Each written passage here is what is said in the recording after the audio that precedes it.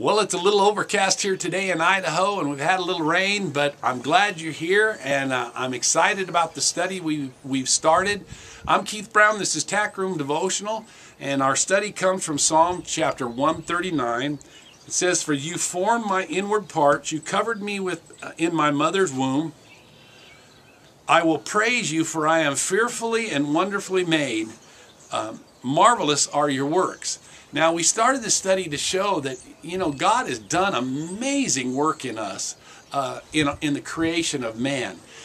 The Bible says in Romans chapter 1, it says you'll see God's attributes just by looking around, looking at creation itself. But I'm here to tell you, look within you. Look at the way this body functions and the way God formed it. And the Bible tells us that we're created in His likeness, in His image. But it doesn't stop there. It goes on to say, and what we're created for is to take dominion and have authority over this earth and to be fruitful and multiply. Well, today I'm going to take you someplace. Boy, I hope you're ready for this one. This is pretty exciting. It comes from, again, Psalm chapter 8. And it says this in verse 3. It says, "For when I consider your heavens, the work of your fingers, the moon and the stars which you have ordained, what is man that you are mindful of him, and the son of man that you visit him? For you have made him a little lower than the angels, and you have crowned him with glory and honor." Well, that is amazing, because they're talking about man. Why does God even take into account a man? Well, because we are fearfully and wonderfully made, and God knows that. But you probably wonder who is asking this question. David wrote the psalm, but when we look at it, we find out that it's not David that's asking this, it's an angel. How do I know that? Go to Hebrews chapter 2, and we'll start with verse 5. It says, "For he has not put the world to come, of which we speak, in subjection to angels." Now, speaking that God hasn't done this. God has not put the world to come, of which we speak, in subjection to angels. But one testified in a certain place, saying, and then this is what they say. Now, when it says one testified, it's speaking of an angel.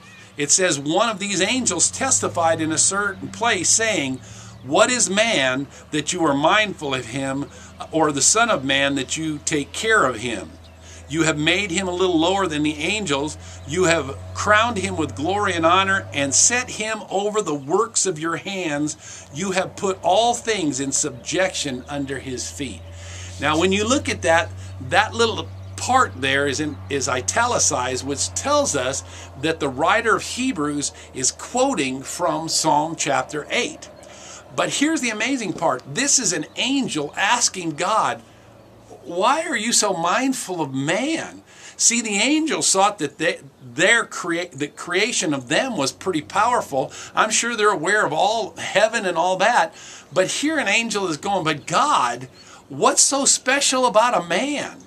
And he's asking that. Well, God recognized and understood, I've created man to take dominion over this earth. I've created man in my likeness and my image. I've created man to be fruitful and multiply. I've created man for this special thing. He is a special being. Now, you need to understand that. You need to know that. If the angels need to know it, you and I do too. God is fearfully and wonderfully made you, and you're made for a purpose. You're not just some happenstance that happened. Hey, I'm Keith Brown. This is Tack Room Devotional. Pray that God would richly bless you as you diligently seek Him and serve Him.